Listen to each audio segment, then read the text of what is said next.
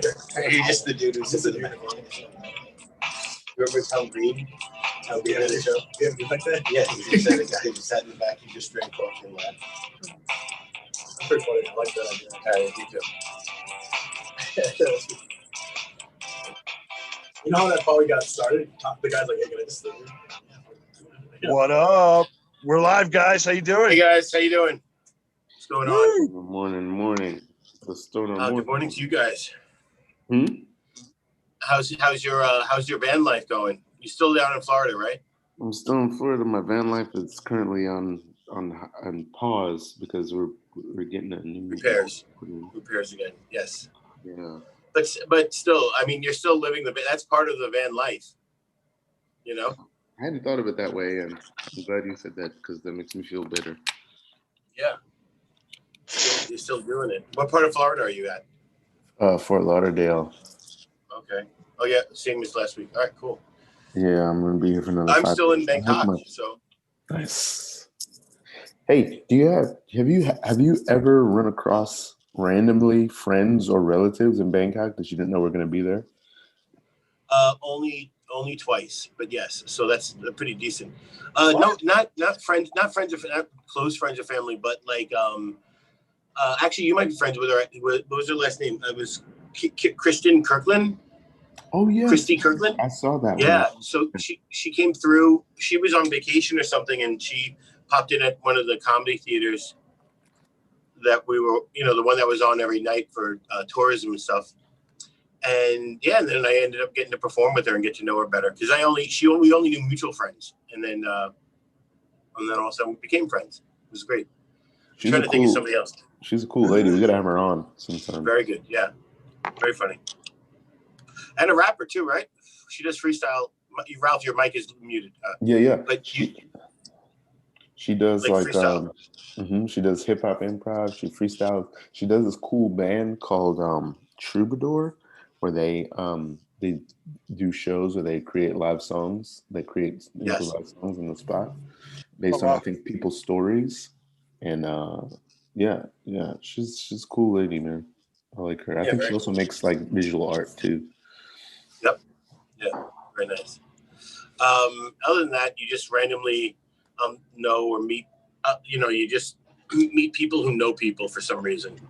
But it is because it's a small world, especially I guess in the comedy world too. Pretty small. How's the lockdown going in Bangkok?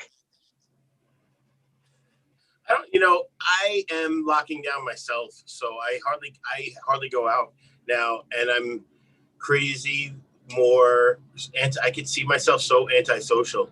Last week I had a hemorrhoids, and I think I talked about it where I didn't go out much. It didn't hurt me. Wait, did it? Did I talk about how it hurt? No, yeah. No, you didn't. I didn't know until the end.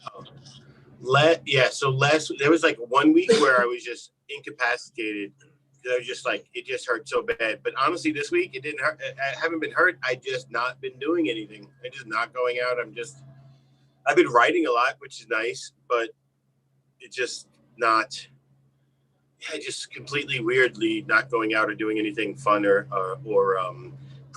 productive too. That's the scary thing is you always get worried. I always get worried if I'm being productive or not, or how much productivity am I getting, even if I'm writing, like what is usable, what's not usable, and what's what will make me feel good about myself. That's it. Yeah, I think we need that part of it, right? That part of where like I'm not doing enough. I think we need that part. I don't know. It's true, and you know what? But I also think too, it's because I have so much more time that I'm aware that I'm wasting more time. Even though I have more time, I'm being more productive than I usually am. At the end of the week, I just have so much. I'm also wasting more hours than I've ever had before in my life too, which is crazy. But I wish I knew. I should go out and explore more. Just go out. I mean, now's the time to like maybe just walk around. You know what? You notice this week is crazy pollution. My view behind me, if it was during the day, would look like foggy. And I thought it was because it was foggy the last couple of days, but it's not. The pollution index went through the roof. It like tripled in the last couple of days. And it's just been gray. It's just been weird and gray. You could Why? see, like, I didn't even realize how bad it was until I saw a Reddit post where you could see I think the index for like a nice blue day was like 65. And then like 3 days ago it was at like 200. And yesterday it was like 350. And whatever that means, it just was like, it was gray and foggy. You couldn't see the horizon. It was weird. Ooh, Bummer. damn. Well, Why is it going up? Why is the index going up? I don't know. I mean, maybe people are just, even though it's on lockdown, people are still working, I guess. Maybe like it's still for work. People, I have no clue why it's been so much worse. I know, is it around now when they have the seasons where they crop burn stuff? But that's more up north, right? Yeah. It's in after the harvest. Yeah. They have a season up north where the farms burn their crops. And before it used to be fine when it was just local farmers, but now there's big factory farmers who do the same shit and they just burn. And so they just smoke, it fills that. But I don't know if that's here or not. I don't think it's here. I don't know. Why would they do that? Why would they burn their crops? It's cheap. It's cheap and oh, go ahead. oh, it's just cheaper and it's cheaper to do them. And even if you get fined, it's still cheaper than the fine is still cheaper than the cost to actually do it in a less dangerous way. But I So think they also don't give a fuck. burning the crops rejuvenates the soil. That's the old school thought process, but No? I mean but also yes, it does, right? You're still putting some carbon and stuff back in there, right? But you're also putting a shit ton of pollution in the air. True. They don't, The proper thing to do to I think you're supposed to switch crops and do like soy one year and then the other, because the soy replenishes the soil with nutrients, and then the next year the soil is replenished by a different type. So you're supposed to switch crops around and everything. But yeah, I get it. What if they were just burning it out of? They're not doing it. What if they were just burning it out of just being like teenage rebellion? Like they just burn it and stand at the edge of their farm like They're like, yeah, I'm a man. Don't yell at me, Dad. The only crop burning they should have is when they make weed. That's the only crop burning you should be doing. Boom. Right on brand. I do love this. There's a video. Ralph, you ever see that video when it was like a news reporter, I think in Mexico, who's standing by a giant pile of like weed and drugs that they're burning, and the wind just keeps blowing in the guy's face, and in a 5-minute segment he is hysterical. Jay's seen it, right?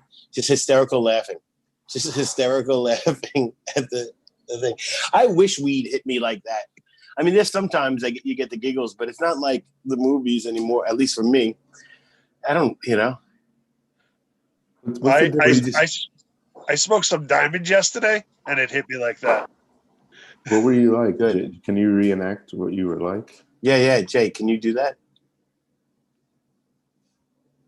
And then Like what were you watching? What was the funniest thing? Were you watching anything or just giggling? No, I was just walking around giggling. Yeah. Wasn't watching anything. Who does that? That's a crazy person. That's a crazy person. I wish I could be like that all the time. I wish I could just have that natural motor in me. I wish there was a small Martian smoking weed inside me all the time. Somehow I think there is, Ralph. I wish just a Martian smoking a weed called Diamond. Wow. Diamond. I love it. Ralph, where are you, by the way, now? It seems like you're in the closet where your dad might, if he finds you, he's going to give you a spanking.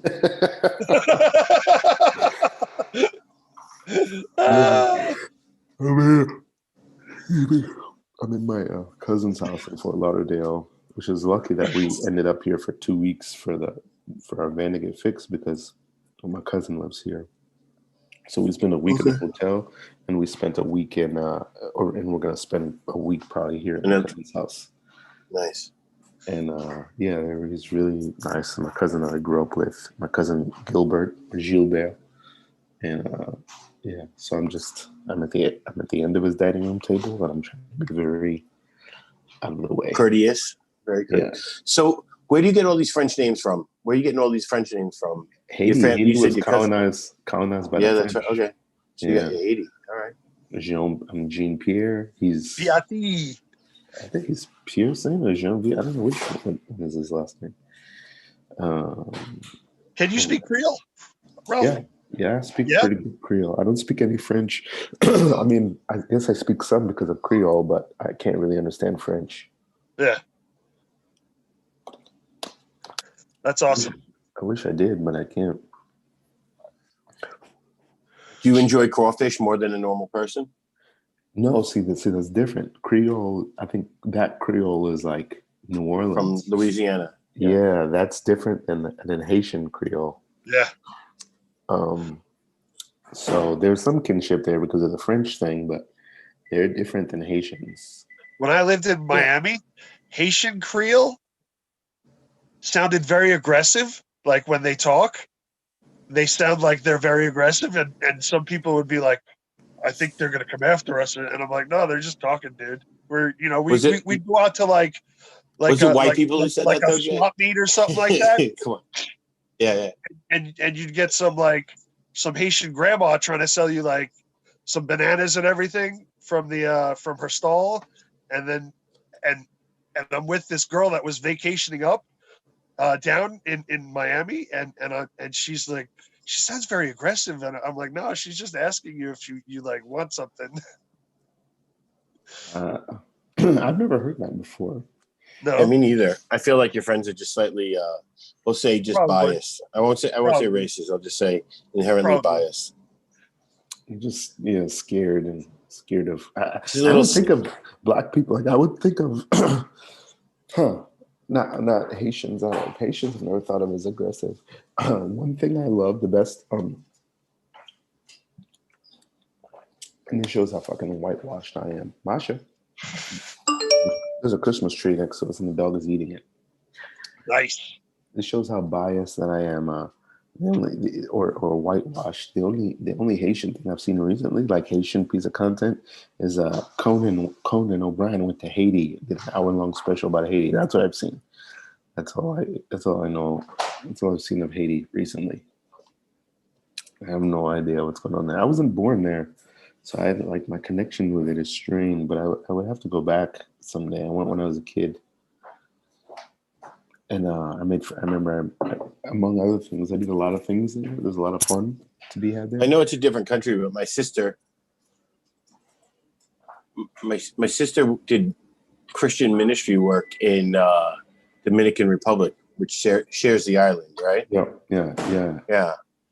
But it's so funny how they don't ever connect. They never talk about it. Like when Haiti got hit by was it the hurricane or was it an earthquake? What was the really bad one? Both. Both, right? Was the Both was worst one. The earthquake, 10 years ago, maybe. Yep. But they never talk about Dominican Republic. But I don't remember ever hearing about the Dominican Republic being hit by, being that bothered. I think they suffered much less damage, and it's ironic because the Dominican Republic and Haiti have a very contentious relationship. Dominicans, I feel traditionally.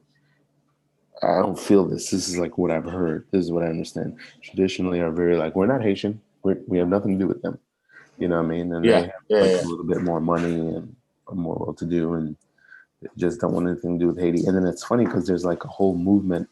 Maybe it's always like this, but there's a whole movement of younger Dominicans who are I don't fuck with that. Haiti is right there. There are neighbors, there are brothers and sisters. Yeah. The younger people really like it, but then the older generations are like, nope.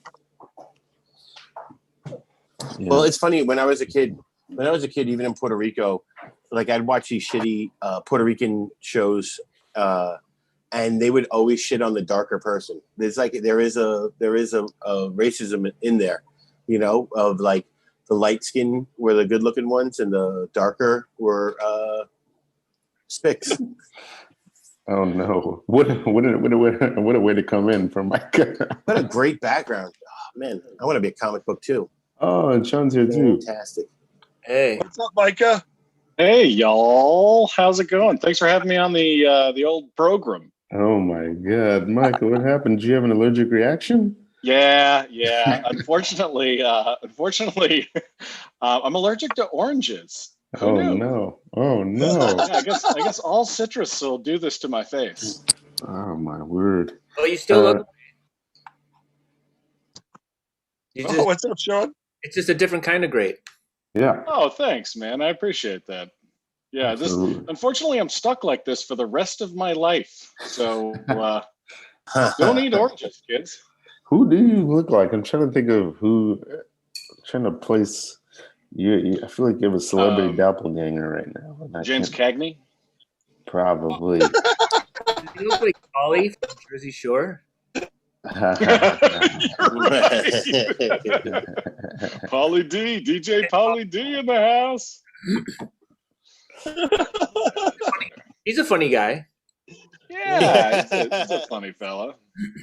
Now your eyes are big. So, Micah, I told the guys that we needed a third guest today, and Ralph was like, "We got to get Micah Sherman on." Oh, great. Yeah, definitely. So, Whoa! Thanks, You're handsome now. thanks a lot for having me. Oh yeah, Michael Lex, are Sherman is- you in LA? No, I'm in Bangkok. Oh, awesome. Your view looks incredible. Isn't it pretty awesome? Here, Yeah. head over a little bit. His city. No. Lex, the other way. The other way. Oh, sorry. Yeah. Now we're talking. Yeah, it looks He- beautiful. Yeah, he's a handsome man. It's a man witch right there. Can I He pays me about $1,000 just to live on my balcony.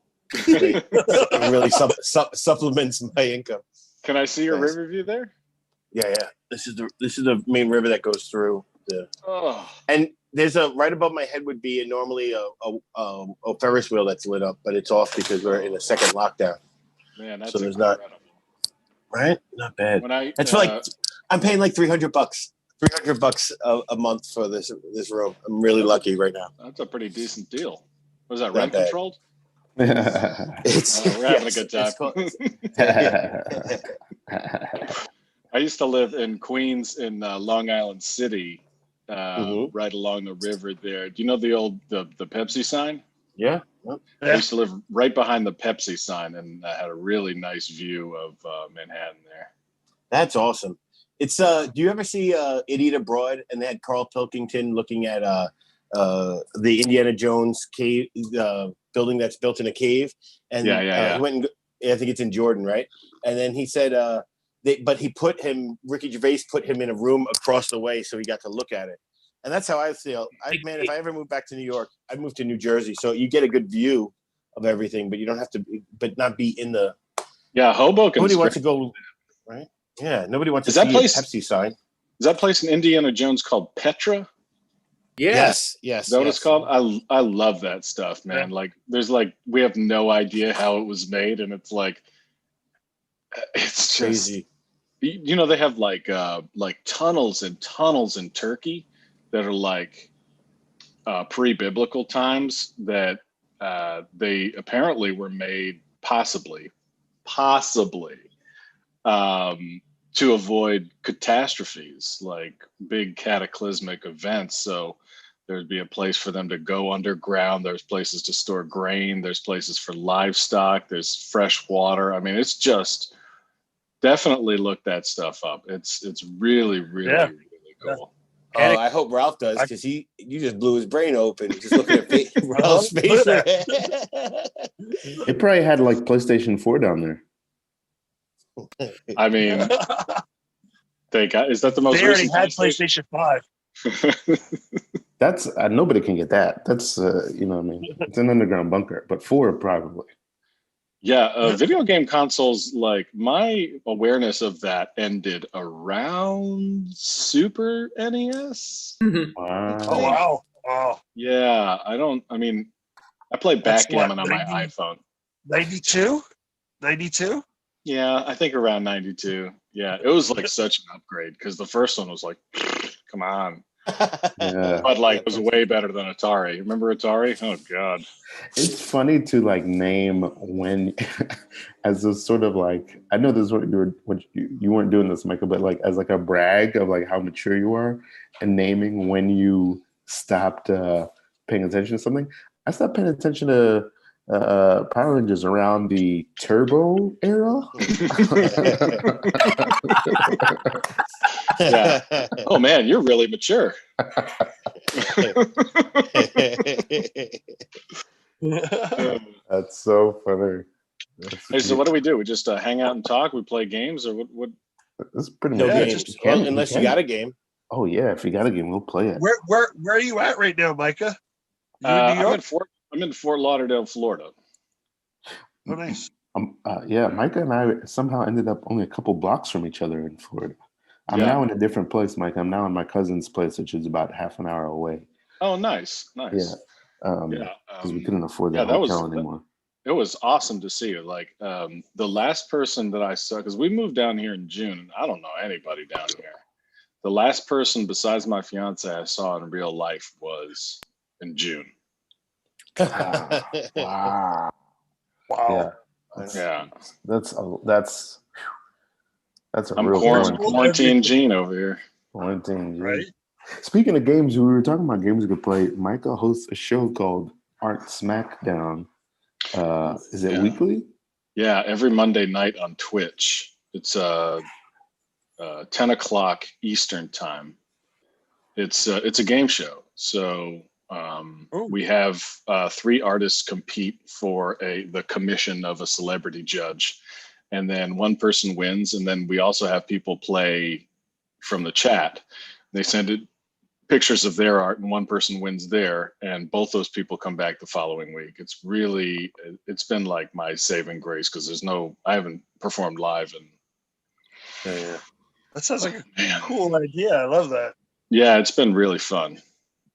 So cool to like, because I know you also make the Bob Ross painting with Bob Ross. Oh yeah, did I tell you what happened with that? No, I saw the Hannibal one just last night because I went to Yeah. the site for another reason, and I saw Yeah. it there, and I was like, oh, "This is so crazy." But yeah, what happened with it? Yeah, I also stalk Hannibal from time to time.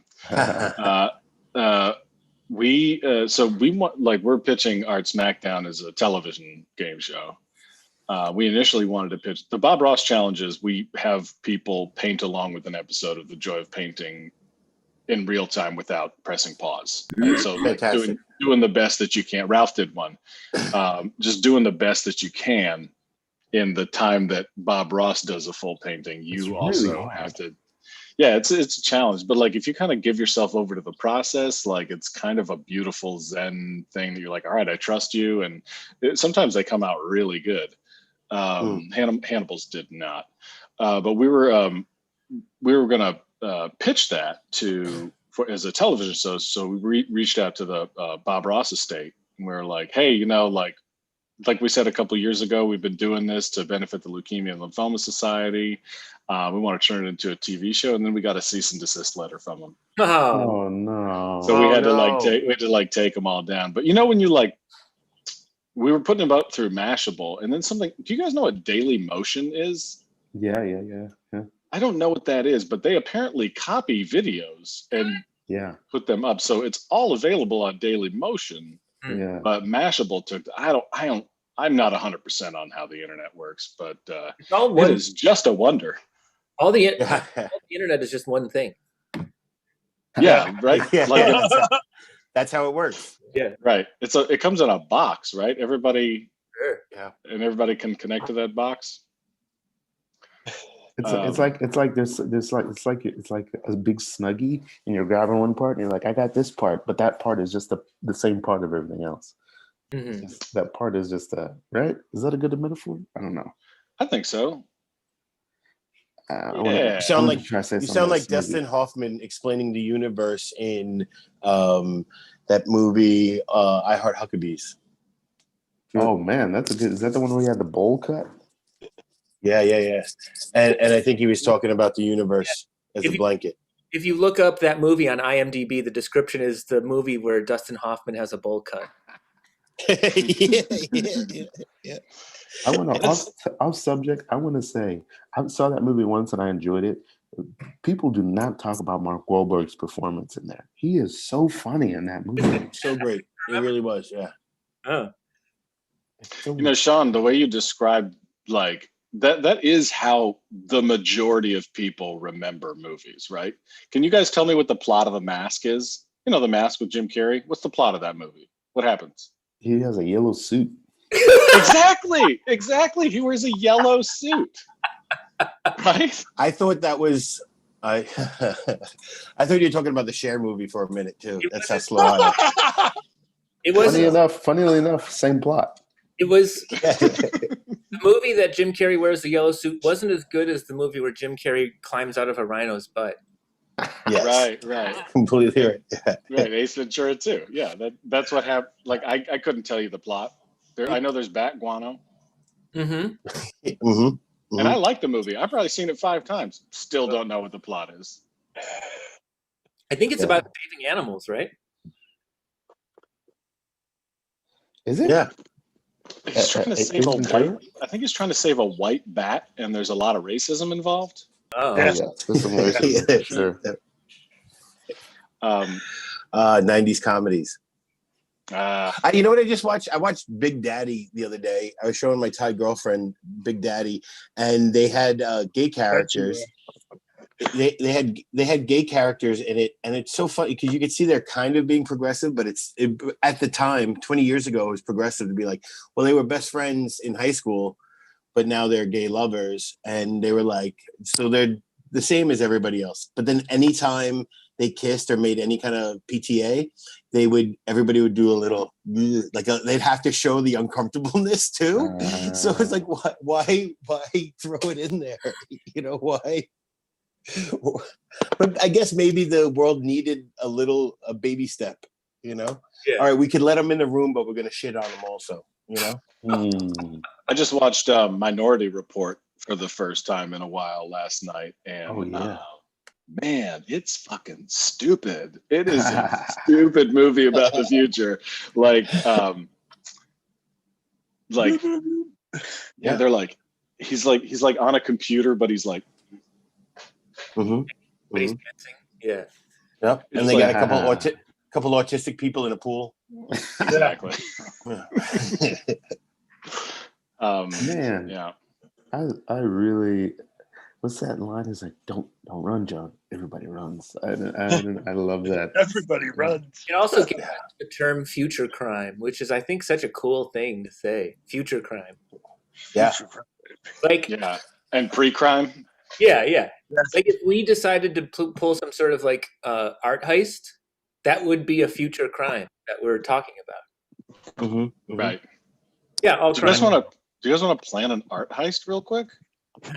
Yeah. Yeah. If we can, let's talk about it. I mean, so All right. I think I have a buyer.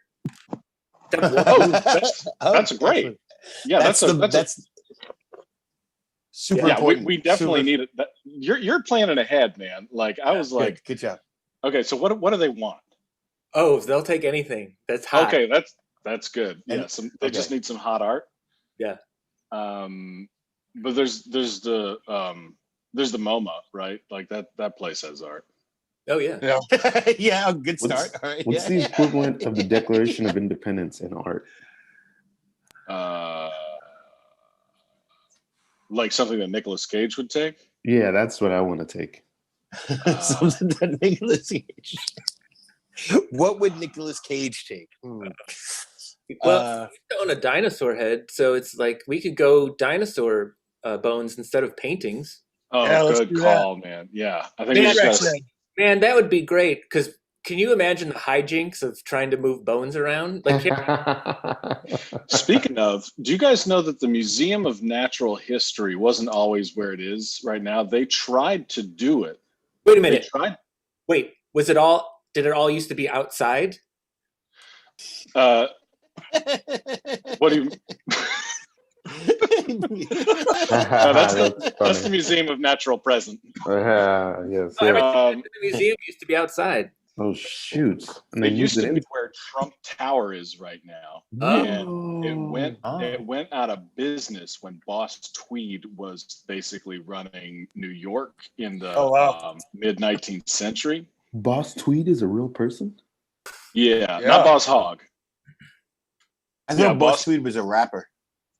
He might be. No, I don't- He's definitely named after, like, Okay. I believe he was the mayor of New York for a time. Okay. And he was super corrupt. And so it was like impossible to get any businesses off the ground unless you were Mhm. in his pocket. So Mm. Wasn't it the- in that era of like the gangs of New York and everything? I think so. Yeah. I think Yeah, so. that whole Oh, that's era. early. That wasn't an era of New York. That was a movie. Right. You're right about that. You're right. And I believe the movie, that's the one where Leo DiCaprio has a hat, right? Yeah. he's a That's hat. the description of it. Yeah. And Daniel Day-Lewis has a mustache. So in the southwest corner of the park, underground, there are life-size models of dinosaurs buried. Oh. Because they were so big, they were in the park, but they were like, we're not going to just have a bunch of dinosaurs around, and we can't really, like, they didn't move them. I guess they were so heavy that they couldn't move them, and they just buried them there. So like underneath all those hot dog carts, there's like a big mound that goes up to Columbus Circle, right? Bunch of dinosaur Wow. models All right. underneath. So how are we gonna heist these? Oh, we got to get a jackhammer, right? Yeah. I can get like suction cups. You need to a climb up forklift too. I can get suction cups to climb up a window. Good. You're the distraction. Okay. Yeah, climb up about 3 or 4 stories and just fall. Oh no! You gotta get a good cushion down there. Yeah. Oh, you know what? We'll have We'll find a magician who could make it appear like Ralph is climbing, but then the thing that falls is like a mannequin. This heist is a magic trick. It's got to be Holograms. We need a big- holograms. like a big mannequin that's like full of blood, like a big bag of blood mannequin, right? Oh, I like this. Mhm. Mhm. This guy's I just want to blood drive. on the I just street. want to drive the getaway. That's all I'd like to do. That's what I was just gonna say, Lex, you look like the getaway driver. Fantastic. Nice. All right. I'm typecast. I don't know why.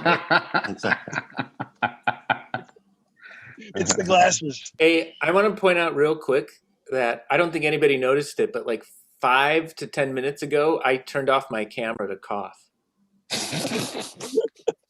Nobody noticed. Cool, man. Cool. Smooth. Very smooth.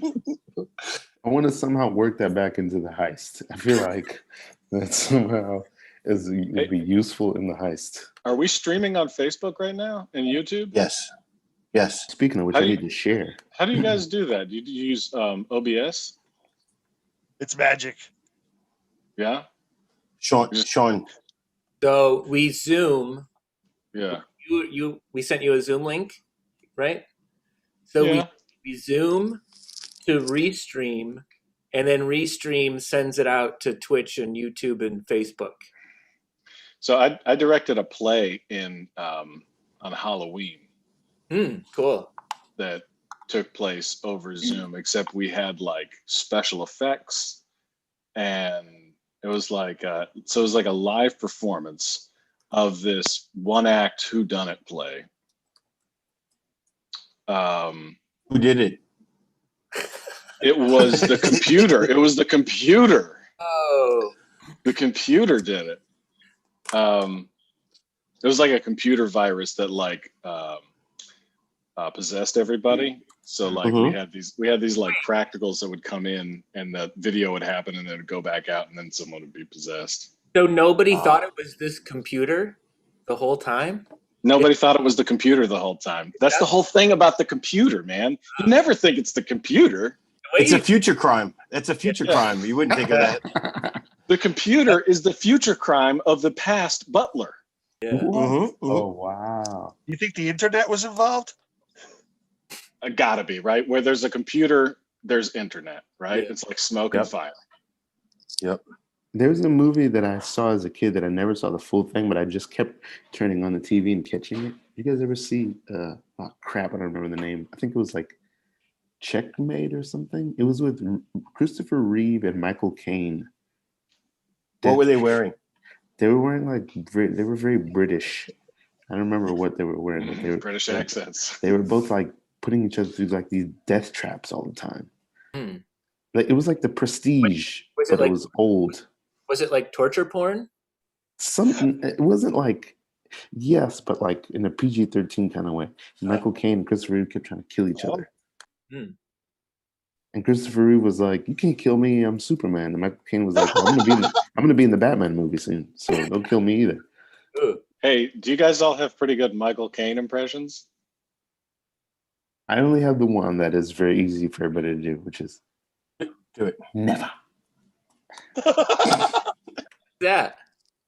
It's I like feel- Batman says something to him. He's like, "Will you ever leave me, Alfred?" And Michael Caine is like, "Never." Yeah. How's this? How's this? Do Michael Caine. Is that pretty good? go ahead, please. Yeah, that was great. That's good. Yeah, that was Michael good. Michael Caine. That's Michael hard. Caine. My impression of your impression. Uh-huh. Michael. It's called strawberry cough. This is Strawberry Cough. I'm Michael Caine. Michael Caine. Are these all Michael Caine quotes from Michael Caine movies? Yes. Yeah. Yeah. Yeah. The one that JQ just did was from Michael Caine Gets High with Harold Children and of Kumar. Yeah, Children of Men. It's a movie about him climbing a ladder. Michael Caine gets high. I don't know what it is, but I'm not He doesn't often get that high then. I'm not often that impressed with all the British actors that everybody loves. I don't know. I'm not like a Patrick Stewart guy, or I guess I'm kind of an Ian McKellen guy, but I'm not like really like a Judi Dench person. Or you know what? As I'm saying this out loud, I realize it's wrong. I feel like Patrick What about Stewart's Benedict Cumberbatch? Are you a big Benedict Cumberbatch fan? I wasn't a fan until I saw the video of him in the mocap suit, and he was like playing like a lion or something. You guys ever seen that? He's playing like a creature, and he's in a mocap suit, and he's like, "I will eat your children," and I was like, "Holy fuck!" Yeah, he Yes. played a dragon. I just like him for his Yes. name. You like skinny Eddie Redmayne? I don't think I've seen. I didn't see like the. You didn't see him when he was Stephen Hawking? I didn't see him when he was Stephen Hawking. I didn't. I'm on a train. You know what I'm I lying like- about? I like about this? actors who pretend to be British. They acting so they're American, but then they do a British accent, and then I know they're acting. Like, oh, Did you That's guys not see too- Did you guys see The Undoing on Showtime? no, is it a No. show? Yeah, it's with Hugh Grant and she's got red hair and she's Nicole Kidman. Wait, Nicole Kidman. Yeah, did you just start singing a song? did she's I? Got she's got red hair. It sounds like She's got red hair. Nicole Kidman, that's right. What's he That's doing? the whole song. Yeah, that's it. Number 3 on the charts this week is Micah Sherman singing "What's Her Name," and we're back. What is the Undoing about? It's they're like it's a murder thing, but it takes place on the Upper West Side. But it's like directed by a British woman, and Nicole Kidman is Australian or something, and they have all the accents are crazy. Like you know, like made no effort. when Hugh Grant is English, right? yeah, he's just like, Yeah. yeah, I'm not gonna do that. But like everybody else is like, yeah, I'm from Brooklyn. I'm a hard boiled detective from Brooklyn. Uh, No, And, I don't think. Yeah, It's very odd. If you have the chance, I recommend watching it just because you know the city. yeah. I think there's a whole just to corner. learn. Just I to think learn this- about your city. Ralph, I got a little gem for you. I don't know if you can see it. This is Christopher Nolan, and he's directing Michael Caine in Batman Begins to say never. Oh, if we go one more, just you still haven't given up on me. Okay, one more. I think That's it. That's funny. I was like, is this real? What's gonna happen? Oh damn it! I forgot. Like it proves it's all one internet. You could have gone to It see is. that video, or you could see it here. we're yeah. Oh, that's so crazy. And we're on the internet, and you went to the internet to find another piece of the internet. Holy moly! Is that happening to you guys more and more, where the algorithms are like, you mentioned bicycle, so you would like a bicycle, and it's showing you Totally. bicycles for like 3 weeks? Yeah. Within minutes, it happened to me 2 days ago. It's crazy. But also, you get so not just the selling thing, but my algorithm has gone so garbage with the whole upheaval in the Capitol. that Me too, man. I watch 2 videos. I'm watching like people cooking hot dogs, and if I fall asleep, I wake up to Tucker Carlson screaming some bullshit. It's like, what is going on? Yeah, I'm a TikTok. Actually, I have a new podcast called Your TikTok Famous, where we just interview people who became TikTok famous during the pandemic. Beautiful. And they're like regular people, and they have hundreds of thousands of followers, and they're like, yeah, I don't know what's happening, but I have a merch store. Mm-hmm. After so I'm watching like What's dance the videos. weirdest one? What's the weirdest?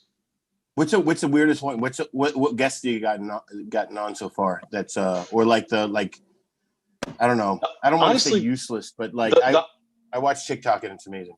The oddest one that we have had was the very first one that we had. It's a woman who's amassed dozens of thousands of followers. She's a straight woman who's married with children, is an embalmer, meaning she picks up dead bodies and puts embalming fluid in them. Mm-hmm. And she's real hot on lesbian TikTok. They love her. They can't get enough. Wait a minute, is And this does your she podcast? Does Huh? she dance? Nope. Or nope, does she's showing embalming? Nope. She's like, oh, I got another dead one. Gotta pump Nope. this shit in. Nope. She just Okay. talks into TikTok. She's just one of those top Interesting. TikTok talkers. Oh, Micah, is this your podcast? Yeah. Wait a minute. I feel like I heard about this somewhere. And not from you. Where did I hear about this from? The internet, Ralph. The internet. Wait a minute. How big is this internet? Jesus Christ. Is it all encompassing? I've been to JFK before, and I think the internet's probably even bigger than that. You're probably a gotta little be. bigger than the airport. Yeah. Slightly. Man, so I was watching people dance around. I think sassy Southern people is like pretty hot in my TikTok For You page. Like I really like a sassy Cajun guy. So I'll watch them talk for like hours. But after the insurrection, I was like, oh, they were offered to me, and I was like, okay, let me go down this rabbit hole. And now it's like all political TikTok on my For You page. I'm like, Man. I also like when stuff like that happens, I'm like, what the fuck are these guys talking about? So I'll go on their pages and be like, what? And I'll watch a few videos and come back, and they're like, hey, if you like that, you'll love this crazy asshole. I have a theory as to why you're seeing a lot of political stuff. It's because I think the social media companies want you to stay engaged, and it's hard to not stay engaged with political stuff because that's what like people are talking about, even if you're not seeking it out. Did you say Nazi? I accidentally, yeah, I did. Not Nazis boy. peeking out. Yeah. Even if you Nazi peek out. Shit. Now the algorithm is in me. Now I'm doing. The reason have you ever been on have you used Google Meeting? Yeah. I have. Yeah. I have. It can close caption your meeting in real time. Wow. Yeah. Yeah. So Pretty. if that technology That's a good exists, like uh, Why are we so scared? here's the thing, like I don't know anybody. Yeah. I've never met a person who's been on Google Meeting and been like, the closed captioning option is a good thing. Everyone's like, why is this happening? Why is that an option? Hearing impaired people. I understand that. I totally get that. But the fact that there are internet creepy crawlers that can figure out what you're saying and transcribe it like a what are those courtroom people? Stenographers. Yeah. It's crazy. I used to get so worried about. Oh, go ahead, Sean. You're gonna say something funnier than me, I'm sure. This doesn't scare me. I don't think it's scary. I think you just gotta just lean in and then also like point the internet towards what you want. So sign a few petitions about keeping the internet free and open, but like if you pull back, you are going to get washed downstream. Oh. That's not going to be pleasant. Take it away, Lex. What did you get? What did you have? I used to think that like all my information was important. Like I was worried about like people selling my stuff and what I was going online. And then I just like, if I don't do anything meaningful with my life, then nobody will care. So I just plan on being mediocre.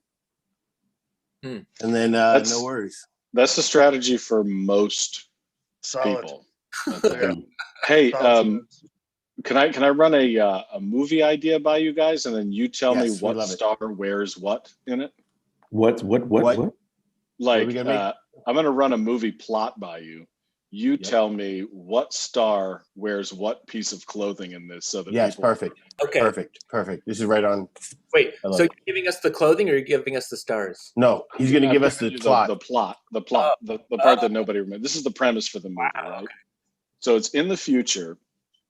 And ever since 2008 or so, when we got smartphones, yes, every camera and every microphone that is connected to the internet has been picking up our conversations and our visuals as best that they can. This is great, right? Yeah. And it's being stored, and through algorithms, they have been able to create reality as it was back then. Wow. Right? Yes. You can go. I've thought about this. Yeah. I've thought about this. Crazy. This is the future. This is the future of time travel, by the way. Totally. Eventually, that's how we're gonna get. Yep. Go. Okay. I see Kate Beckinsale in a pencil skirt. I thought it was Kate Beckinsale in a pencil skirt. Did we have another love interest, Jay? Who's her love interest? Michael Caine, a younger Michael Caine, like 1986 Michael Caine. Sure, let's do it. We can totally do. Okay. Like you saw the whatever that movie was that was like 8 hours long. Yep. Marvel Comics. It was the Avengers. Or the Martin Scorsese movie where they made De Niro. Joe Pesci he looked young. Yeah, they looked young, but they couldn't get him to walk young. He still walked like that. He still walked like they had hip surgery. All right, so here's the thing about this. That movie was supposed to have kung fu in it, and they took it out. You can go back. They took it out because... Well, here's the why can't you just get a young man to walk? You're faking the face, right? So what are we doing? Yep. Just have them do ADR voiceover. Yeah. So the first, like, you can go back before 2008 because we have pictures and video before that, and that's all on the internet. But it's like it's a little more choppy, dicey. A little It's choppy, more pixelated. There's like like on Google Maps, there's like whole spaces that are just missing, right? Or like people don't look regular. But it's always getting But I better think- and better. And like, I'll okay, throw- somebody has to go back in time to solve a murder. That's Okay. that's the premise here, right? All right. So we got who? I love a pencil skirt. Thank you. But nobody sold on Kate Beckinsale, so somebody recast her. How about what? You can put in other characters. Yeah. But nobody got enthusiastic about Kate, so I'm going to go with some. I just thought I see her as a future, but that's all right. I mean, her career's a little low.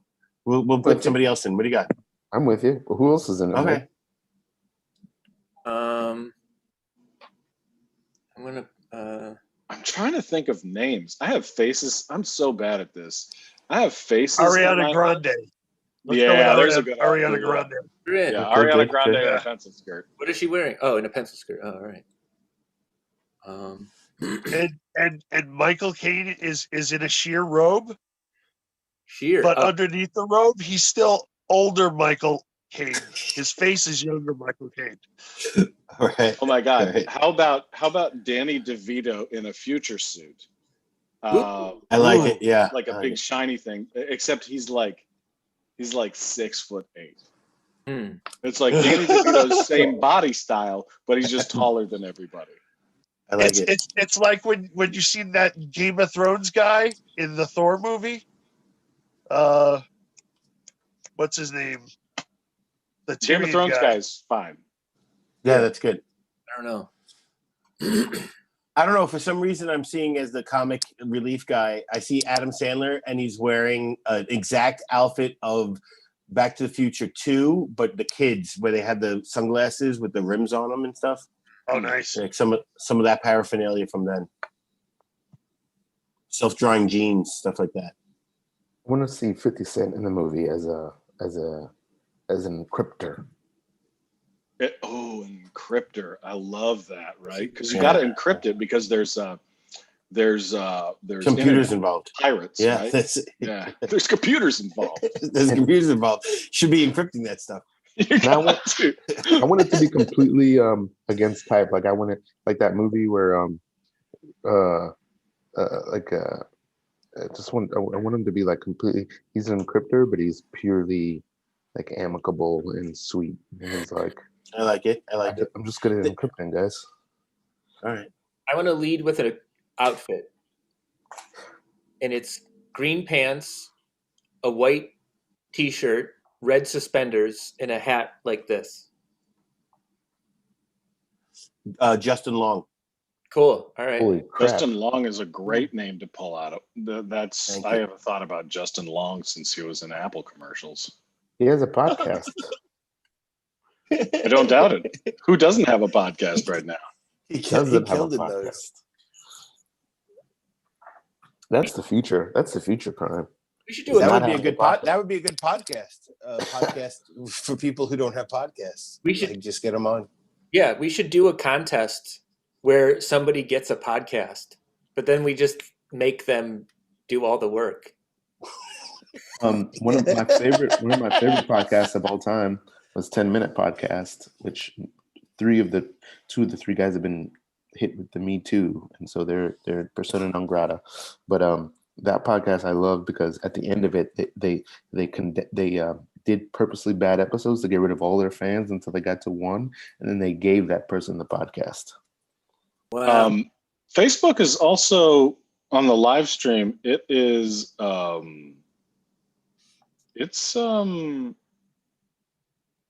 it's closed captioning us. Oh, Is really? it? Oh, No, it's awesome. Cool. Let's see. Yeah. You hold up Let's see if you can see this. no. no, because Nope. your filter fucks it up. Yeah, let me turn this off. Sure. Show us your background. Yeah, you guys will get the privilege of seeing. I bet you it's all dinosaur bones. He did the heist with dinos. Yeah, that's the reveal. Ooh. Wow, captioning. Oh yeah. Wow. It is. Show us your background. Yeah, you guys will get the privilege of. Wow, yeah, that was it. It's pretty fun back here. I wanted to Got, do a character which was what I imagined in my stupid brain when I imagine the internet stenographer is like. Hey, Ralph, you're not stupid. Come on, man. Come on. Thanks. Okay, so Hey, that's negative self-talk. I got a brilliant idea. So here's He's the stinking thinking.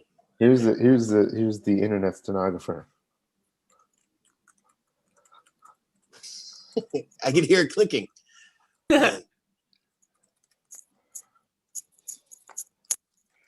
Man, that is the most pleasant stenographer. Usually they're in their own little world. They're just whatever. But that guy's happy. Back to your pitch about this movie. I think a great villain for this movie would be Al Gore. Mm-hmm.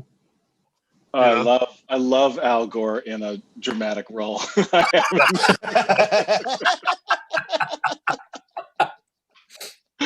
Oh, that's great. Yeah, He play Al Gore. himself? Yes. Yeah, got to play himself, right? Yeah. He's gonna He's the play villain. himself.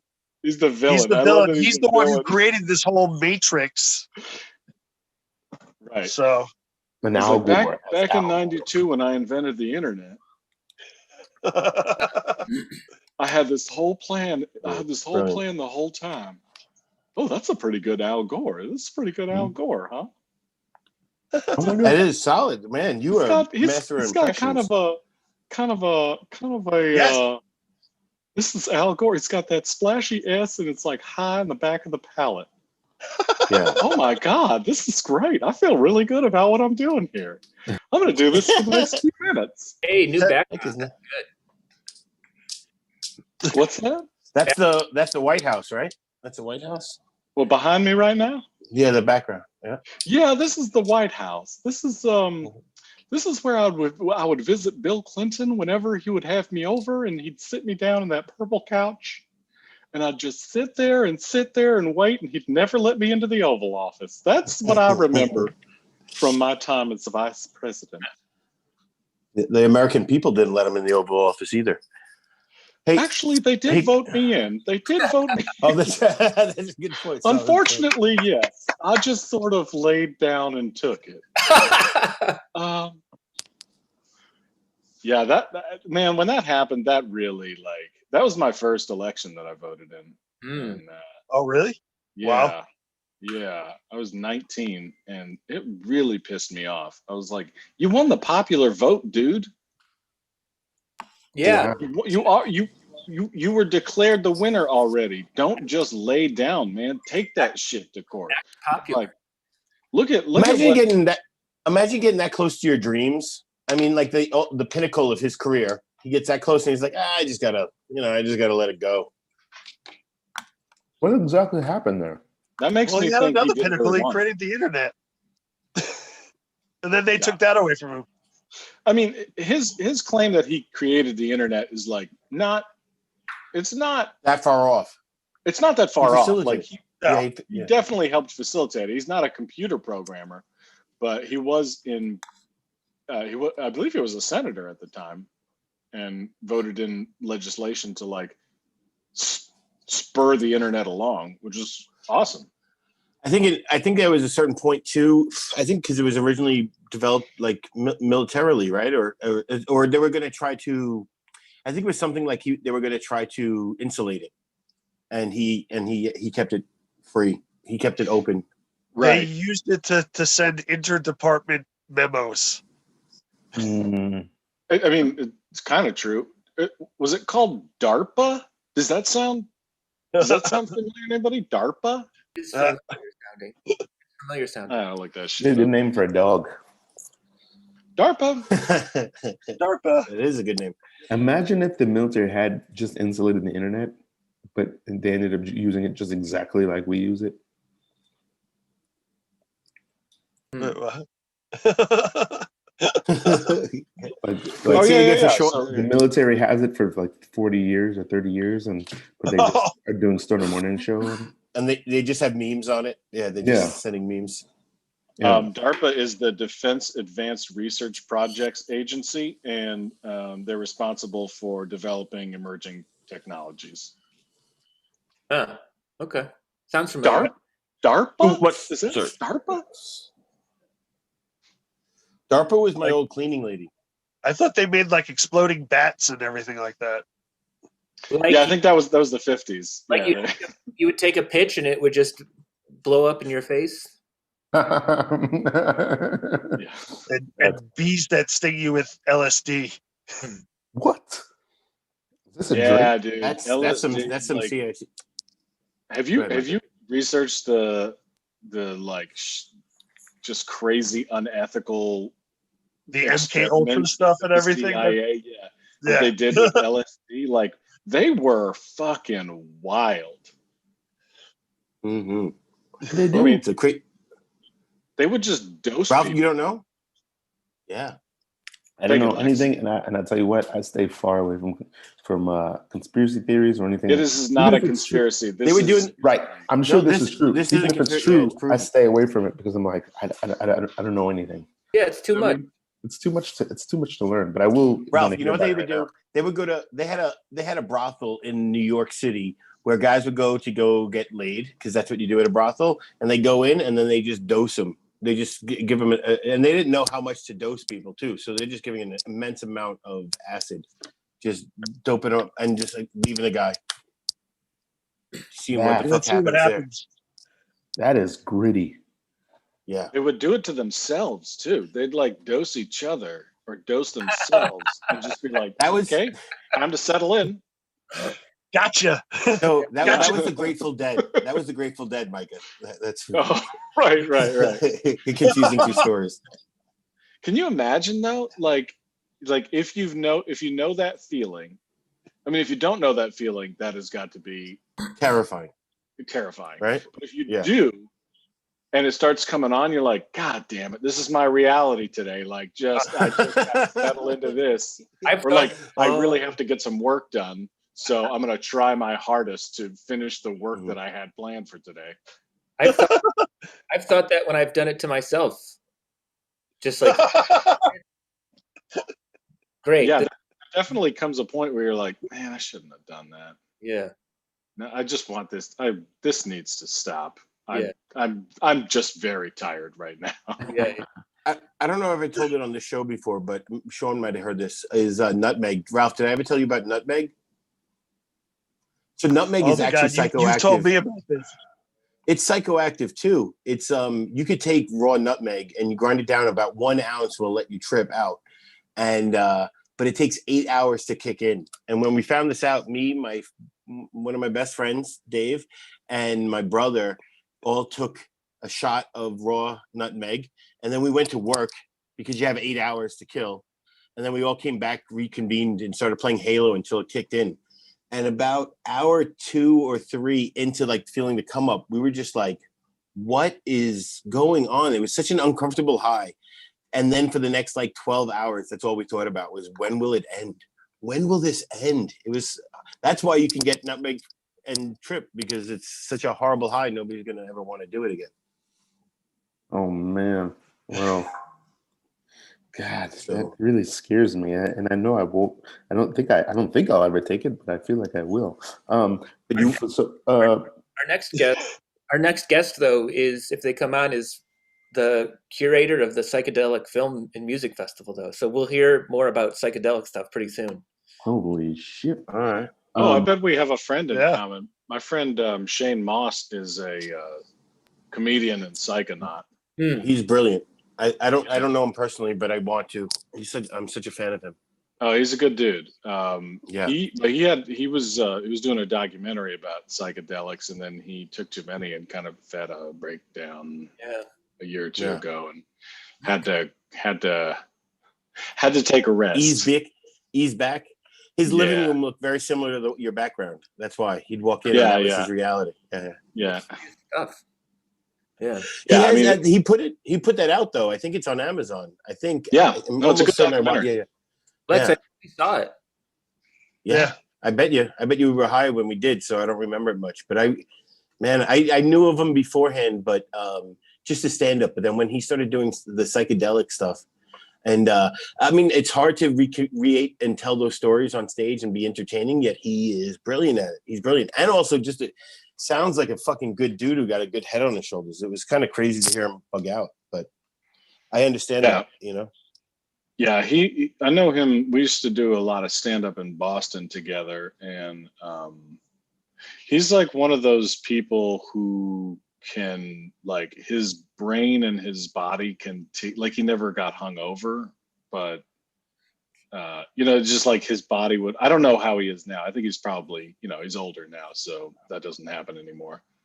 But yeah, he's just one of those. I don't know. Like, you hear those old stories about Timothy Leary and how much acid he was doing like every single day, and it's like, well, like, I don't even understand the appeal of that. Like, what are you hoping to accomplish? Like, what is?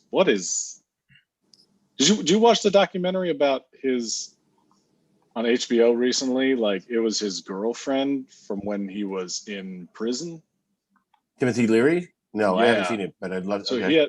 he had met this woman who was like European royalty, and she just sort of followed him around. And then when he went to prison, she would go and visit him, but she'd have like acid in her mouth, and they would kiss, and he would be tripping in prison. And I'm like, I can't think of anywhere I would rather not be on acid than in a fucking prison. Yeah. Are Man, you like kidding acid. me? Wow. Took it like vitamins. Yeah, I need a comfortable place. The only thing that would make prison comfortable on acid is if your cellmate was Timothy Leary. He's a good trip mate, I bet you. Hey, Michael, will you tell the audience where to find you and also plug where we can find Art Smackdown again? Oh yeah, sure. On most platforms, I'm Micah Sherman 3. On Twitter, I'm Micah Sherman. M-I-C-A, like it says down here, MICAHSHERMAN. And yeah, Art Smackdown is every Monday night at 10 o'clock. It's On Twitch. on Twitch, yeah. Is it, Twitch.tv/Art Smackdown. What's that? No, that's it. I was going to ask if it's called Art Smackdown. Go ahead, Ralph. Yeah. This is a random question, and I want to ask you. Then, Michael, we're probably gonna let you go so we can let our other two guests come on. But I want to know this. This just occurred to me. Have you always been proud of your first name? No. No. No. It's such a beautiful name, but I can imagine a young boy being like, it's not Billy or Nick or something. Yeah, so like, there's all those like kind of like common like anglicized names, like Michael was that for me. I was like, well, I had Michaels in my class, but nobody had the name Micah. It's the same name, it's the same derivative in Hebrew. But Michael is an archangel, and Michael is an archangel, and Micah is a prophet in the Old Testament, not in the Torah. Oh, he didn't make the Torah cut? He's in a new Christian, bro. Unfortunately, yeah. Like, I got shuffled around a bunch there. But my middle name is Edward. And so when I think around 5th grade, I started putting Eddie on everything, because I just, I thought Eddie was a cool name, Eddie. I was like, that's cool. I'll be Eddie Sherman. But it's just like, it never stuck. But I'm very happy to have the name Micah now. I think it's a pretty cool, such a beautiful, memorable name. But I do get Mika a lot. I get Michaela. I get Makai. Makai's a big one. Damn. And I'm always just like, it's okay. Just sound it out. Sound. See Mike. Yeah, there you go. Yeah. I'm also I'm starting a Macaw. an online improv. course. I'm starting an online improv course that starts next week, and you can go to my Facebook profile. It's at a place called Off Mic Comedy School. But yeah, it's for advanced improvisers. Starts on the 21st. Oh, cool. Sweet. What's the name of it? And we go to offmiccomedy.com? Yeah, offmiccomedy.com. And I'm the advanced improv teacher. So I'm basically teaching like how to improvise in the same style that I directed that one act play in the fall. So it's like it's the same skills as stage improvisation minus object work and environment. That's about it. But there's still environment. Like you can, put up a background or whatever. But yeah, it's pretty cool. Beautiful. All right, Michael. It's been so great to hang out with you. Yeah. Nice to meet you. Yeah, Yeah, my pleasure. Anytime. Yeah, Lex, I'll see you soon. Yeah. We all will. Awesome. I hope you do. Yeah. All right, bro. All right. Happy pandemic, guys. Yeah. Yes, enjoy it. All the best. Enjoy the second round. 2.0. All right. Later, guys. See you. Oh, man, he's the best. All right, we're more than halfway through, boys. Yeah. I have to use the How bathroom. you doing, I'm Sean? gonna try to not go till the end. I'm doing all right. Awesome. Well, to be honest, I'm doing better. I'm doing better. Good. You guys have all heard, yeah. It's definitely pleasant to do this. I know me and Sean were talking, I was weird. It's the second wave for me. I know it feels probably continuous for you guys. But for me, I'm just trying not to, you know what I do most days? I try not to eat ice cream. Mhm. I try to, that should just be, I naturally avoid ice cream, but yet for some reason, the second wave of me sitting around, all I want to do is eat ice cream all day. I feel you. And it's weird to be like, because I'm hearing that here in America, our second wave is crazy, but we're living out here in the fringes, so it's like, It's not good. Yeah, they keep on saying it's going to get worse, and I just read it's don't go to the grocery store unless you really need to, and limit it to 5 minutes. really? Yeah, in New York. Wow. Yeah,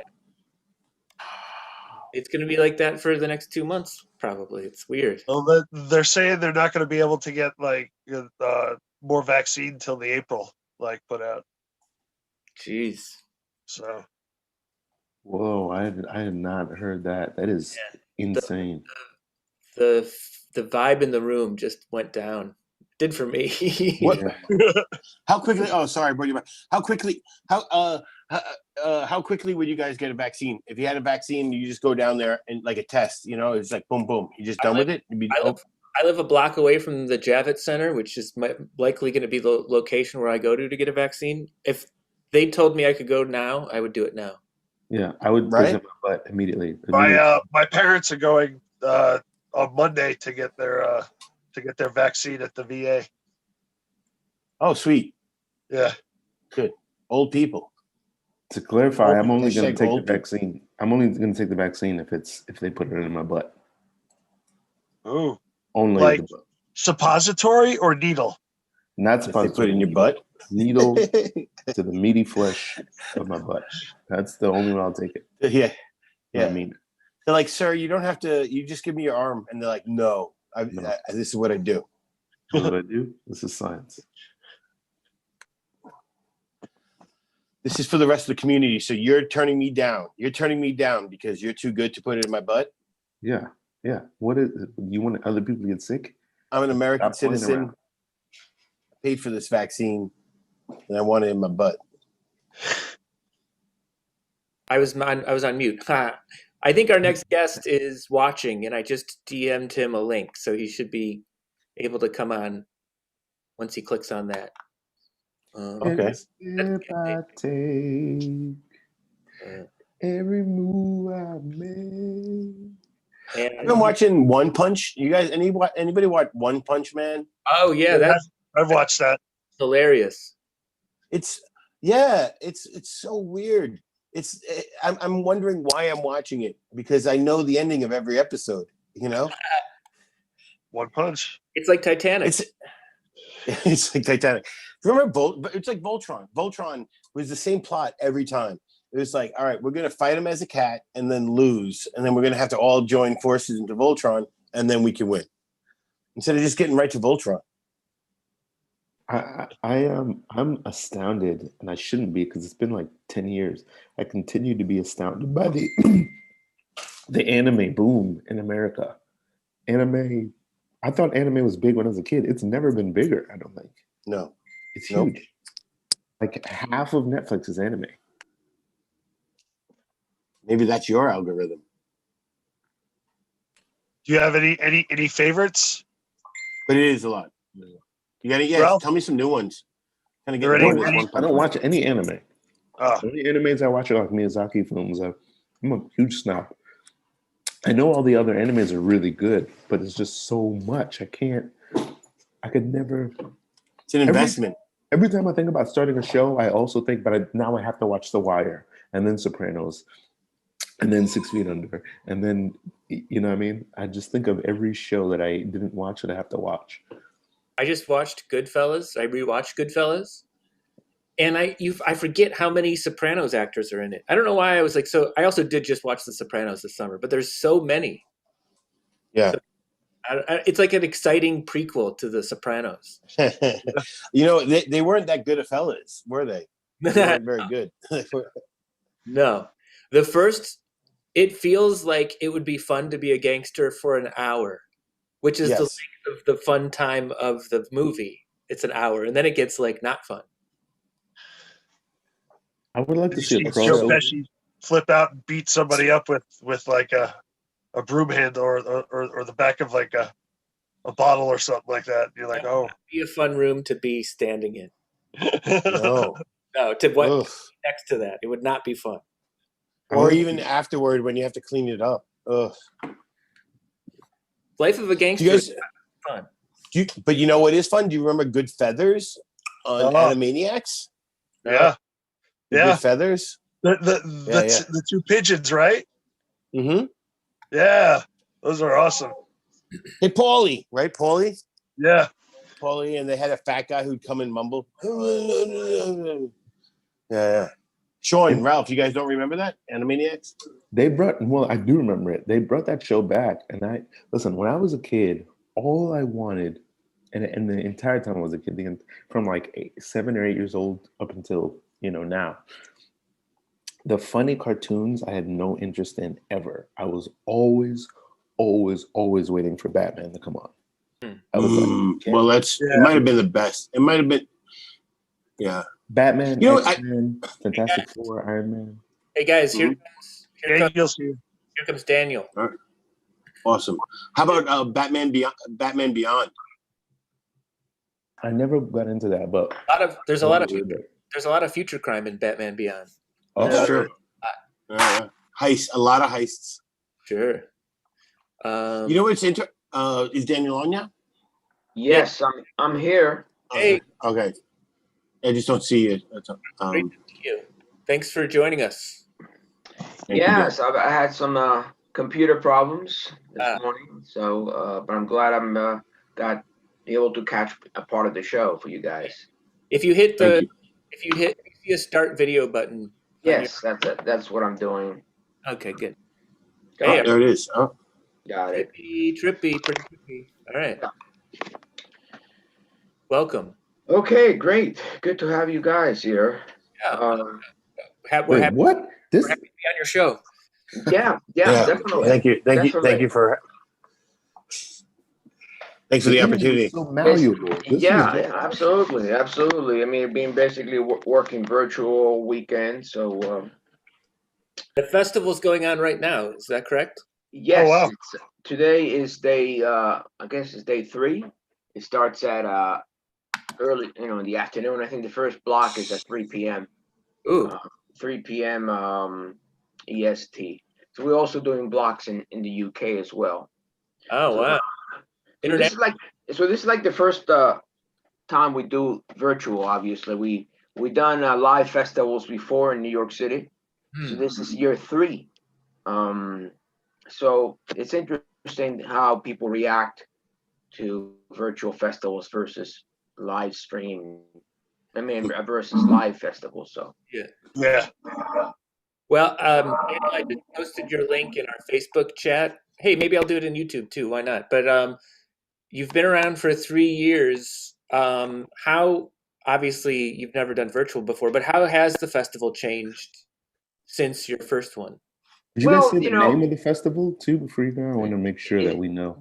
the name of the festival is Psychedelic Film and Music Festival.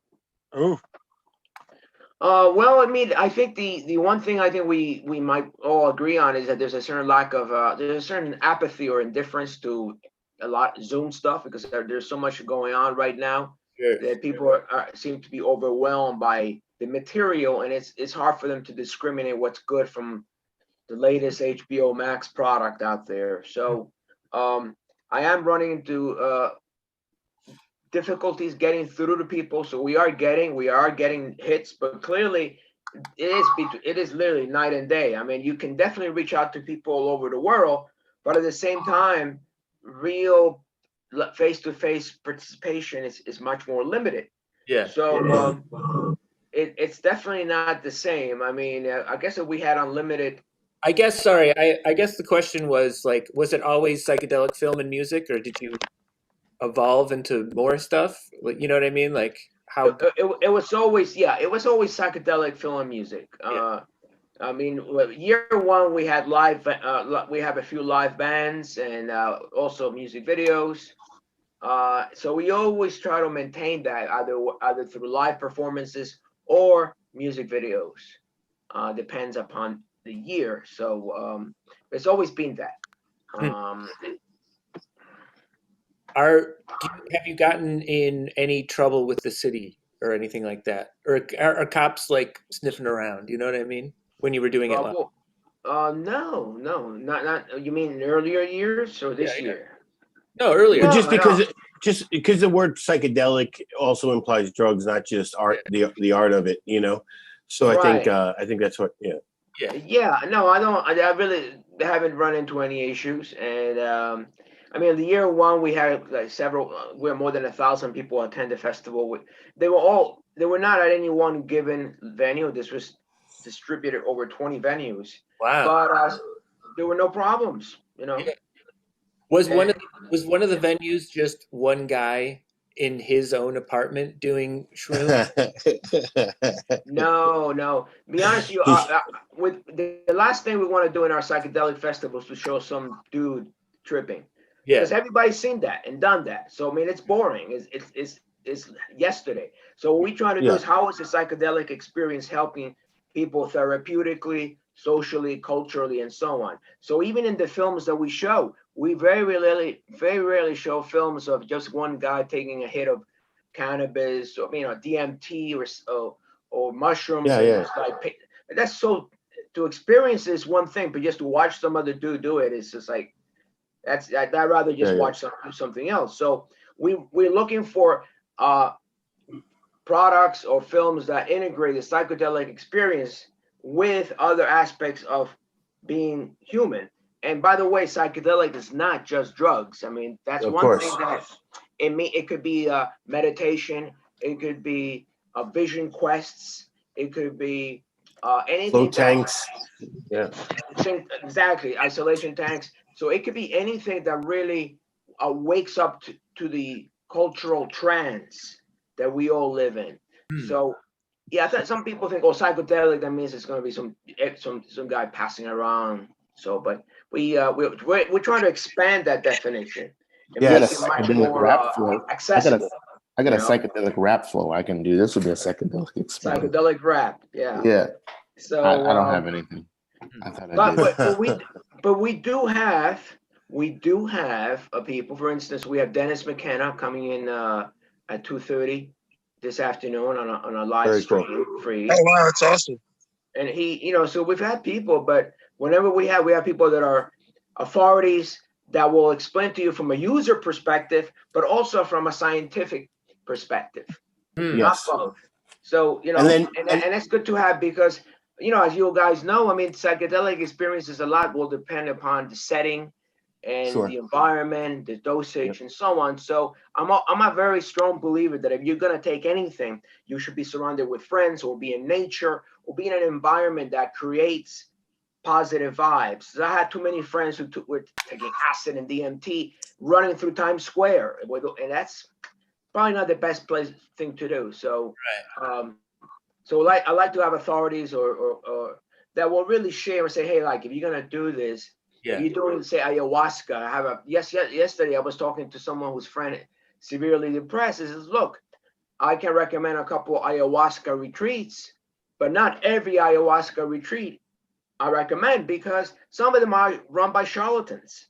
They just want to take your money, and you know, and there are some of them that are really respectable, but now because of the ayahuasca industry booming, that's attracting Silicon Valley execs and hipsters and all types, gotta be very careful about that.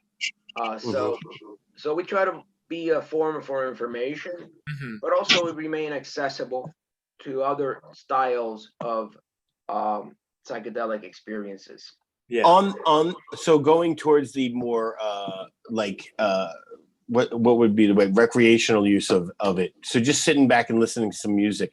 When you get to choose the bands that you get to play, what are you looking for as to like how it would be? I mean, to be honest, like so, I don't know how much you want. I'm gonna guess that you enjoy psychedelia as a drug as well. So if you're taking like you're tripping out and you listen to some good music, what is my question? Lex wants music recommendations, basically. Yeah, that's basically some good tunes. I want to get some good. That's really tough because, you know, as you know, psychedelic, some film, for instance, I will have some bands that have a great psychedelic, that have the music itself may not necessarily be psychedelic, but the video is, the film is, in which case that falls under that category. And then there are others who are more, the sound is psychedelic. And but the video is kind of, you know, very, very mainstream. So it really all depends on how the packaging. Yeah. I do know that on year one, we really were very fortunate to have Simon Boswell. He's the composer for Santa Sangre, and he used to work with Alejandro Jodorowsky years ago. And the work is very psychedelic. I mean, if you've ever seen work with Dario Argento, and the music itself, and the guy who did Hardware, I forget the director of Hardware. Daniel, I love El Topo, and I know for a fact I've told Ralph and Lex to see Jodorowsky Dune, that documentary. Right.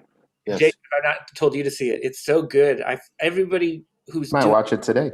Everyone who's doing anything creative should see it. It's about like the struggle of creating. It's really good. Oh yes. El Topo was my brother first recommended it to me years ago when I was just like, I mean, I was 8 or 10 years old. So you got it. There was this at the Elgin Cinema. I'm not sure how many of you guys are New Yorkers. So any of you like being here for a long time? We're all New Yorkers. Oh, okay, great. So you might remember the Elgin Cinema or the 8th Street Cinema. They used to have midnight runs of the El Topo. That was back in the 70s, you know. Oh wow. And all their stoners would go there and just hang there for, you know, for the midnight. Yeah. I wasn't there, but I mean. Yeah. And real quick, welcome Kat Walsh, who just joined us. How's it going, Kat? Hey, sorry, don't mind me. I'll just listen. Daniel, please keep going. Yeah. So Jodorowsky is a classic example of what I refer to as psychedelic cinema. I mean, we have Kenneth Anger, obviously, a lot of people, familiar with that, and Gaspar Noé has done some interesting stuff. Have you guys seen Enter the Void? Yes, that man. Yes, yeah. That's a real trippy. I love that movie, and I've prevented myself from seeing it again because it's like so out there. It truly is. And so Jodorowsky's original idea of Dune was to have a film that mimics a psychedelic experience. Of course, he was not able to fund it or get all the funding. But so that's what we're looking to do. I mean, we're looking to show films that do have that quality. I mean, clearly you can reproduce it, but they can't reproduce something there, because I do believe that whatever drugs we take and whatever substances we already are producing in our own mind, our own heads, like whether it be DMT or various alkaloids and so on. So it's not so unfamiliar. It's just the quantity, intensity. Yeah. Yes.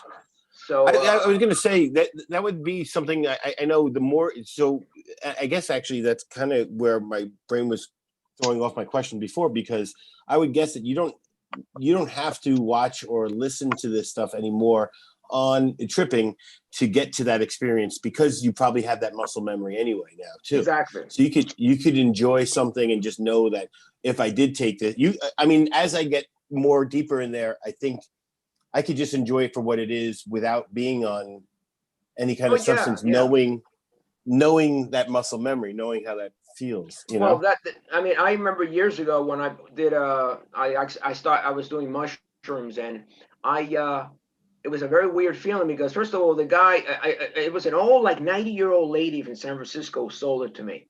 And I didn't know it was mushrooms. I thought it was just some cannabis mixed in and so on. So I ate a whole bunch of them. And then all of a sudden I started watching the Hulk, and I started really feeling very disoriented. But the funny thing about it is that even after I came down from that trip, for years, months, literally, I was like on some kind of very strange high. So I know experientially that, and it was the same high as the original mushroom. It's like, so I would have to calm myself down and really ground myself. So once you have that muscle memory or brain memory, you can recreate it at will, you know. And a lot of Timothy Leary and other spokespeople would say the same thing. You don't have to necessarily take it again and again. Daniel, Yeah. I have a question. Was it Banner, Norton, or Bixby? Oh, man, it's been a long time. It's been ages. This blew my mind. Remember. Hey, Kat. Daniel here runs the Psychedelic Film and Music Festival. Very cool. Tell us a little bit about your podcast, because it's psychedelic related as well, correct? For sure. It's so it's called Trip on This. The way I like to describe it is kind of like a Humans of New York meets Magic Mushrooms kind of vibe. You know, I think there's a lot of podcasts right now about the science of mushrooms and like psychedelics and what's going on, but because psychedelics changed my life, like there would be no podcast without psychedelics, not because of just like the subject matter, but like my own belief in myself. So when I was thinking about it, I was like, I want to help empower people, I guess, in the same way that it did for me. And so it's really kind of like a storytelling device. So on one side, you can get like the science of it, right? But you can't really get a feel for, I guess, what the actual experience would be. If you were thinking about doing it for the first time, it's really geared more for people that are fairly new to it or are interested in it, so that they can kind of hear from other people, like the good, the bad, or maybe like the difficult of bad, and just kind of get a sense of, okay, that's what I might be able to expect, knowing I really can't expect anything at all. Yeah. That's kind of we have fun, you know, we talk about kind of the deep stuff, but we also talk about some fucking, can I swear in here? Yeah. Okay. You just did. Sorry. You nailed it, and then too. we also talk about just fucking hilarious like stories and shit that happens, obviously, when you are tripping your face off. Yeah. Have you had a lot of guests who have just had one experience and then they were like, that was enough for me? I'm fascinated by like those people. Yeah, so I haven't, although I've had a couple, I've had one guest, it's brand new, so I've only interviewed 5 people, so it's not like I have a big sample size, but one of them has done it twice, and I actually did mushrooms with her, and she didn't have necessarily like a great trip, like it wasn't necessarily bad, but she had realized like I have to deal with some shit. Like it brought up a lot of stuff for her, and she ended up like taking that and kind of integrating it and starting to work on some of the things that were really coming up for her, like this feeling of like always running away. And so she wants to do it again, but not yet. She's like, let me maximize my time next time, because I know this is going to come up again if I don't kind of get to the core of why I was feeling that way. So it's like not really Sean, but close. Like she needed to take a little break because she's like, okay, that was a lot. Oh yeah. Kat, one, maybe you and Daniel can connect, and maybe he could be one of your guests on a future episode.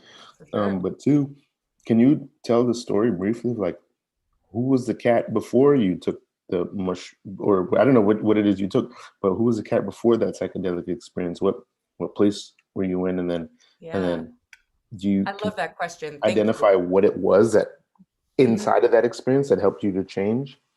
Yeah, I love this question because I talk about it a lot on the podcast because it's a big part of my story about how this all got started. From LA, and I'm actually somebody who never wanted to be in front of like a camera. Like I worked at CAA, which is a large talent agency. I was representing talent. I didn't want to be the talent. And then I went into TV development. So again, behind the scenes, kind of creating stories, like storylines about, you know, what we'd want to pitch. And then I went over into entertainment marketing, was doing all that. And at that point, I was there for about 2.5 years. Still no thought of like ever starting a podcast or being in front of the camera. And sorry, not this year, but 2020, I get a call out of the blue. I'm talking like 6 years I haven't talked to this guy. And he's a comedian. And he goes, look, I can't tour. I remember for us, like from like 6 years ago, like you're really funny, like we can banter, like, do you want to do a podcast? And I was like, okay, like we'll give it a shot. Meanwhile, I was still at the advertising agency. We do this and it's not about psychedelics. It's about like dating and sex and all this different stuff. And it goes really well. And in that moment, I realized like, wow, that was the most joy that I've felt like in a long time. Because I was while I was at my other job, I was like, you know, waiting for the opportunity and not knowing what the opportunity was. I knew I wanted to create something. I wanted to really do something impactful, but I was like, no clue at this point. So this is all very quick. I'm sorry, I'll wrap it up. And then basically Take your time. we had creative differences, and I decided I wanted to go another way, but I was really disappointed because I'm like, wow, I just found the thing I was passionate about. And like he had more of a platform, he had more of the resources to like get this going. And I was like, well, what am I gonna like now? I'm like, I felt so stuck. And I was doing like a new moon ceremony because I'm totally that person with a couple of my girlfriends. We were eating a shitload of mushrooms, and I had joked about wanting to do a podcast where we just ate a bunch of mushrooms and just like talk shit and like laughed and was like in that flow state. And my friend was just like, I was like, you know, I was so disappointed. I was like, here's my dream, like lost. And she's like, I mean, you love psychedelics. Like I talk about it to everybody because it just really changed who I was. And I was like, it was like a light bulb. I was like, wow. And from there, I started to believe in myself. And I was like, this is the craziest thing I've ever done. I don't have a following. I've never been in front of a podcast. I don't come from this world. Like, this is nuts. And yet I felt so fucking called to do it and bet on myself and take a risk. And the last bit is the psychedelic aspect is, I can tell you for sure, Kat pre-psychedelics would have told you, why would anybody give a fuck what I have to say? Why I thought so small. Everything in my world is like, I would have talked my way out of that in a second. And then finally I was like, you know what? Why not? Yeah. Why not? And so that is the story that I want to tell people, because I want other people to be like, I want other people to get that spark in them too, to be like, yeah, I could do whatever I want. Yeah. Yeah. Yeah. Daniel, in your festival, Yes. Sorry, say it again. Daniel, in your festival, is it mostly celebration of psychedelics, or is there also informational things as well that people can derive? Well, this year is mostly films. I mean, shorts and films and some documentaries. It's a mix of everything, really. There are some shorts that focus on.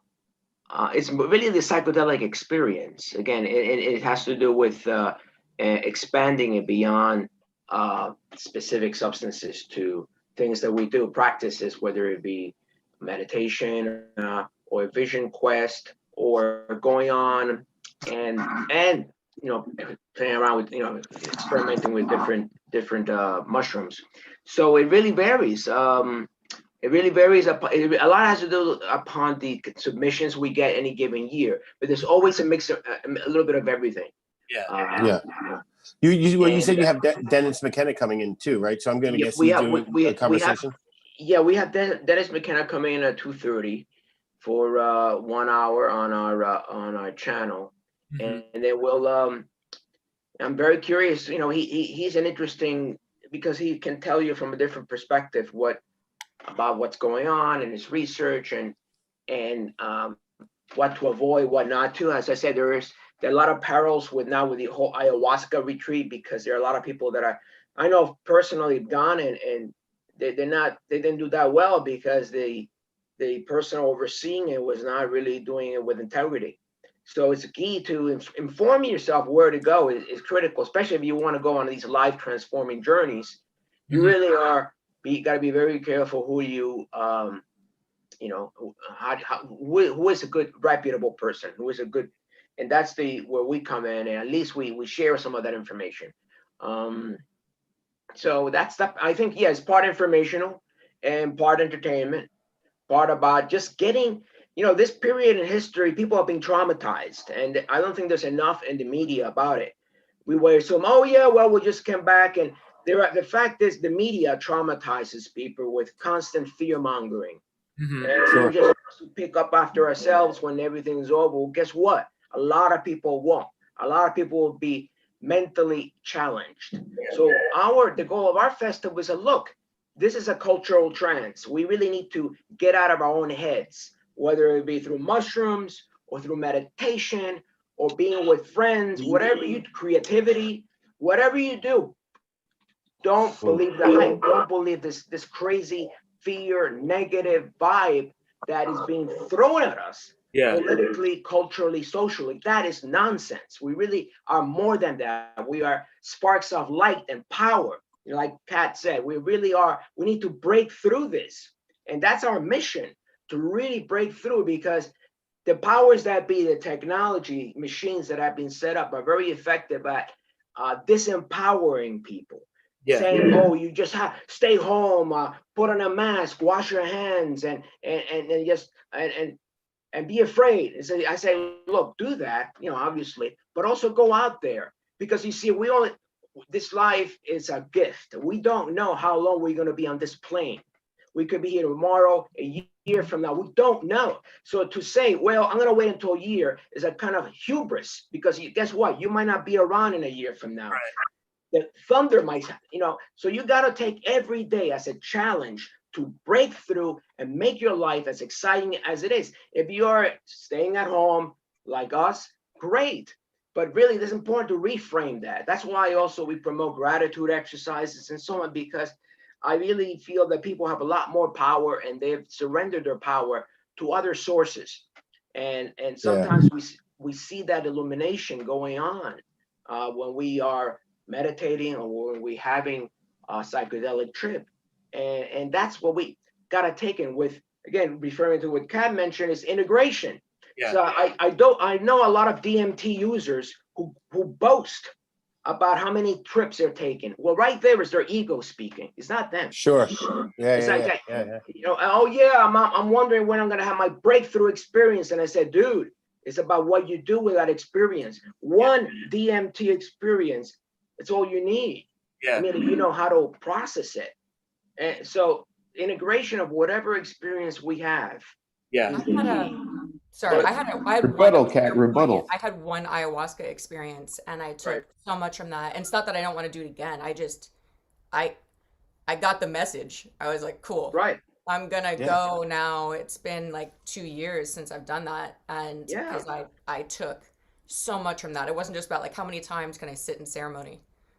Well, it sounds like we will. Sorry, it just sounds like the three, like from hearing from Daniel and Kat, and I know me and Sean having experiences before of like, I mean, that's what we call it, is an altered state of mind, right? And so an alternate state of mind and a way of thinking. So for me, when I started getting into that world a lot more, it was because I knew that I was wrong.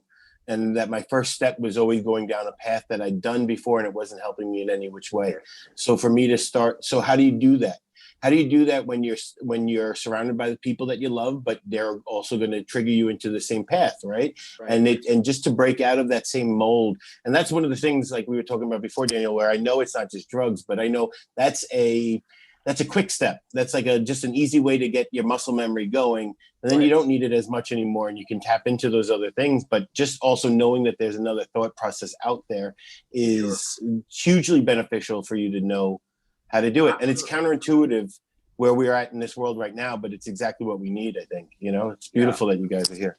I mean, we are really are the memories in our body, in our minds, and in the field. So you could be really well put together, well integrated, and then you are surrounded by toxic energy, whether it be with someone you know. Well, guess what? After a while, some of that might start rubbing off on you. So be very careful who you surround yourself with. I'd rather be by myself in nature than be surrounded with people that are giving me negative suggestions all the time. We are social creatures, and to presume that, oh, well, I'm enlightened, which is a joke, because we are in a process of enlightening. We're never enlightened. I mean, I've had Qigong masters who tell me I'm enlightened, and I laugh to myself. I said, no one is enlightened. We are in a process of evolving and growing. So the key is to really be aware of the people you surround yourself with. And I've had many friends I don't speak to anymore. I still respect them, but they just are not able to share that energy, and that'll bring you down. You can bring them up to a certain point. You know, there's even a passage in the Old Testament, I mean, in the New Testament, where Jesus is about to perform a miracle, and he senses that somebody is around and doesn't believe in him, and he tells that person, you need to leave the room. So don't believe just because we're so cool. The energy you surround yourself with is really critical. I've done that. People who are supporting you will support you. You know, there are others who may not understand you, but they'll still support you. They'll say, well, look, I know you're on something special. I can't connect with that, but I still am here for you. Right. It's okay. Right. But those who say, hey, that's you're going to feel bad, that's Satan's work, or that's you're going to go crazy, or you're just wasting your life with all those people, be very careful how much time you share with, because it is the field energy is there. And I feel that it's you got to keep an arm's length. Surround yourself with good people, empowering, and that's a form of immunity right there. I mean, I've done that in improv shows before, where like I was about to start improvising, and I knew somebody didn't believe in me. Right. I was like, you, sir, was it my dad? Yes. Was it my dad? Because he doesn't believe in me either. Yes, and I was like, sir, step outside, please. Very funny. Yeah. Well, Daniel, thank you for creating something that's non-toxic, and I posted the links to your information in our chat. It's psychedelicfilmandmusicfestival.com, and you're on Facebook. Thanks for being here today. And thank you so much, Daniel. Thank you, Sean. What I'll do is I will send you an email for you and share with all your guests. You're all more than welcome to check any of the films. Oh, great. I'll send you a special link. So after that, and let me know what you think, and hopefully this could be the start of another wonderful relationship. Absolutely. Sounds great. Thanks, Daniel. Okay, guys. Very inspirational. Good luck and enjoy everything. Thank you. Thank you. Thank you. Have a great rest of the festival. Bye. Kat. Yes. Kat, you were in ads, right? You used to do ads. You in advertisements? Yeah. Mm-hmm. Do you still do that? No. Okay. I didn't want to knock it because I'm just doing the podcast right now, and that's definitely part of like. It's a lot of like trust and surrender and figuring out how it's all gonna really pick up unfold, and what the future is. I'm trying not to overly plan and really just like trust. Have you ever watched it like when I'm tripping and I look at an advertisement, it just becomes the most ridiculous thing I've ever watched. I don't know why, but it's so, you know what I mean? I don't know if you get it, but you know what's funny? Yeah. I don't normally watch TV when I'm tripping. I've watched a lot of movies. I've watched movies when I'm tripping, especially like the first time I did acid, I was like inside Coco. You know, the Pixar movie, like I was like next to the skeletons. I was like, this is so fucking crazy. And then we watched every as psychedelic movie. It was like first there was like Alice in Wonderland, then we did like Fear and Loathing, and then we did like Coco, and there was Fantasia. Like it was a strange Fantasia's day, great. guys. I don't know what else to say Sure, about sure. it. No, it's great. I'm usually the same thing, or I'll listen to music or go out in nature. But every once in a Yeah. while, like there's been a handful of times, Jay, we might have been together, right? You just flip into the television and then you see an advertisement just telling you how you're not good enough or how much you need some shitty product, and it becomes so what you know. Yeah, it's already in like a sober state. It's still kind of like how much. It's funny because I worked in advertising. I'm like, how do we make this as not as painless as possible? Like knowing, like, of course, it's got to work. You got to sell. No, your Yeah. show is really cool. It's set up in like a really comfortable place, and Say it again? like just your show's set up in like a really comfortable like aspect, comfortable place, and there's a lot of cool storytelling going on and everything. Thank It's you. I like it. I shoot it in my studio, actually. It just like this wall behind me is like usually my backdrop. This just happens to be my like a palette wall that I had made that had nothing to do with Trip on This, but I was like, perfect, got a vibe back here. And then I ended up putting curtains on like the other side, and so I'll change my studio into like a recording space. It becomes like all gear. I can't move, and then I take it out. I kind of shoot them in bunches because I would not have room otherwise. I got this backdrop from the dollar store. It was too. You are crushing it with that backdrop. I know, but look, I was noticing it. it's usually I have it framed better. I was just lazy today, but look, it doesn't even cover everything. It's just like I noticed that. I wasn't going to say anything, but if you just tilt your camera up a little bit, we would not know. I know, but yeah, it was actually an easy fix. I just have to do. This is like the woman's eye, like the aesthetic. Like this is how we can shift it, though. Well, I don't want to make the other guys upset, but I was on a show prior to this, and that's why I was late. So I was using a different computer, so I was set up for that show. Even when I got back to this show. Sorry, guys. What are some movies? Sean, it's not cheating on us. Okay, good. I did talk about it. That's awesome. Have you guys cool. all done psychedelics? What? Have you guys all done psychedelics? All of us but Ralph. Ralph is sober. Oh, totally sober? You Yeah. smoke weed? Totally. Oh, On the morning stoner show? yeah. He's You're just like the the guy, most are you like, stoned out of all of us. Yeah. The almond butter. His okay. weed is avocado toast. Yeah. All right. You need one perspective that's different. That's the key. Is like you always need one perspective that's slightly different. And, I like to imagine there's a tiny alien in my chest that's always smoking. Yeah. Definitely out of a hookah. Definitely. Yes, He is. awesome. But a little bit of DMT in your brain every so often. I gotta go fuck this hooker for 1,000 baht. I've actually never done Fuck her for 3 DMT. hours. She's got huge tits and she just sent me a photo and everything. She's legit. Or I go I've There was a sideshow going on with Lex and Chris. Oh, I was looking at faces. I'm like, is anyone talking here though? Yeah. You're like, am I on? Yes. I've made DMT, and me and Lex have done it before. Really? Did you see Yeah, entities? that was a pretty. You I did, yeah. God, I want to do It was- so bad, but I'm just waiting for like the right opportunity to come along where it's like presented, and I was like, okay, I am ready to meet extraterrestrial life in other dimensions right now. Yeah, I feel like maybe this is counterintuitive, but I feel like I can't do DMT until I'm happy in life. I don't want to do it when I'm in a bad place. I don't know. I trust your I gut. tried. Yeah. I tried to break. I know I haven't broken through. I did it 2 or 3 times, and I feel like I got. But it's not. I just because I have this weird. I just have the gut feeling that I didn't break through. But I'm itching to do it.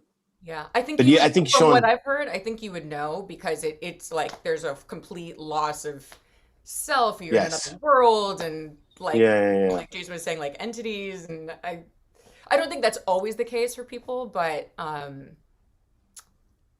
yeah, it's maybe that's like your body just not either you Maybe didn't I have wasn't them there. or not ready yet. Like there's Yeah, maybe it just you wasn't learn letting you. before Yeah. you break through. So I I say, was- Sean, you smoke DMT every day until you break through, and that's when you were ready. Then That's I'll when you're ready. then I'll do That's- yeah. I haven't tried a DMT yet, but I wanted to start with DeVry. DeVry. Right.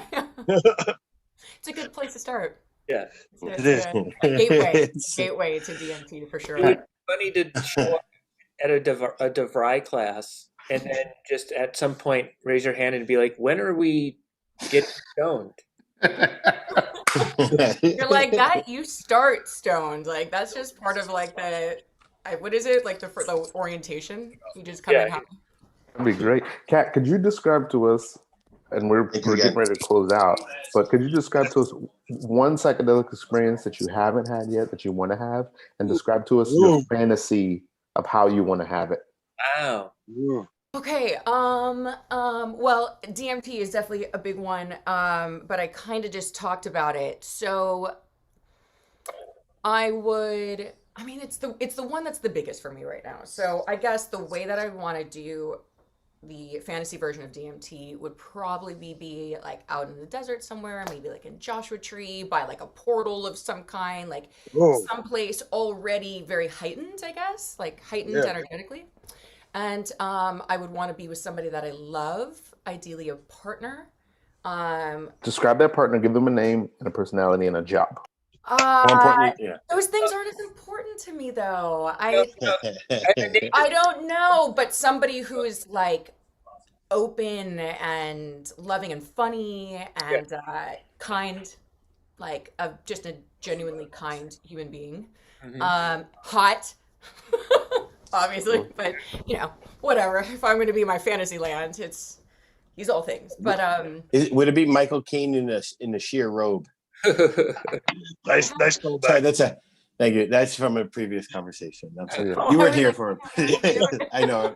I realize imagine you that weren't his here name for it. is Kane, though. That's his name. His name is Kane. Okay. I actually like that name. C-A-I-N. Kane. Yeah. Okay, so Kane and I are in the desert, and Yes. we get the powder version of DMT. Not like right there's vapes where you have to like hit it a few times to really, I think, break through. But then there's the powder form, which you basically like smoke it out of like a crack pipe or some version of that, and it could be a little harsh. Is the only thing I've heard, and I haven't like smoked like flower, for instance, in a while. So I feel like I But would Kane is there. You'll be all right. Have you ever smelled like plastic burning? That's what it tastes like. Is That's that what what a it? bird Oh no said. no no! I mean It I does. occasionally Plastic. smoke plastic, but okay, that's a good. Now I feel like I'm prepared for this. So Yeah. um, Good work, Jay. All right. Everyone's and yeah, I would want to like really blast off. Is it Lex? Yes. I would really like, to your point, like not want to just like tiptoe in. I would want to just fucking go into outer space. You want to go in? I'd be like, what Yep. do I need to do to get to outer space in this experience? you know what my And- ideal is whatever I do is that if I come out of it with a tail. A tail? Yeah. Is that a hope? Once you get past your T-A-I-L. I'm fears, guessing. right? You're past your fears, and you're like, I'm ready for the tail, so you go to DMT. Okay. A new appendage Um, would be life changing. it certainly would. Sean, But Sean, if you took a tail, I mean, I know a lot of tails break off, so I feel like you might only get that tail for a short time. You could get a different appendage. You sure? You sure you're It gonna go could with be the tail? prehensile. Yeah. I mean, like, if we talk about the dream too much, it's not going to happen, you know? All right. Yeah. Fair enough. Fair enough. Sean, Right. I want Keith, you to Tell us how to find you. Oh yeah. We got to wrap this up. Sure. Yeah. Oh, you It's so I'm on. Should I? Okay, so I made this paper. Do you guys? I know. Show Does us. I everybody know know you're that waiting. I totally fucked this up last week? I'm so sorry at the time. Do it. Okay, Oh, but that I'll was just my say it fault. first. It's at triponthis_pod. Yeah. And that's at triponthis_pod. And look, Very guys. good. Yeah, nice. Ooh. Perfect. Is it backwards though? No, No, no, it's perfect. no, it works. That, So good. Solid. look at that. I drew. This is how I knew that. This this is how I convinced Jason that I was like, look, I didn't just not show last week. Sure. I just obviously didn't check the time zone. I was trying And to convince her that I this though. Well, totally forgot to tell her that it was Eastern time. So Daniel didn't show up either because his reminder didn't go off. So last week we thought we had 2 guests that bailed on us, but it was just a thing, you know? I was wondering, was it the guy that was Daniel, you said? Yeah, I remember seeing the Psychedelic Film Festival. I was like, okay, so did we all screw up here? Okay, perfect. Well, it sounds like when our guests screw up, it's probably us who screwed up. So right. it's not your fault. Yeah. Yeah. Honestly, I will say this, like, I am somebody who, because I worked in like businessy things and always scheduling meetings and stuff, the fact that I didn't check the time zone is bizarre for me. I was like, how did I just assume that? I'm like, yeah, of course, everybody's on Pacific Standard Time. But it worked out because it's great that you met Daniel, and you wouldn't have met him last week if you showed up, and you met him. So it worked out. Yeah. I was think, filming all last week too, so I'm a little fresher. I think I seen a picture of you in New York City on your Instagram, and I assumed you lived in New York City then. So. Yeah, I would go for That's why I didn't say. work a lot when I was at the ad agency because one of our clients is based in Jersey, so it's in New York, and it's cool. My dad's from New York, so I got a little New York flavor, so maybe that's what it was too. Totally. Kat, I feel like we should have you back real soon. But we're closing out this time. Thank you, Good Kat. introduction of Kat. Thank you so much, Kat. Yeah, Thank you, congratulations on you doing this. I love it. I'm excited. You got a new person to listen. Much. Thank you. All right, Daniel. Thank you, Micah. Yeah, thanks for watching, everybody. We'll see you next week. Next week.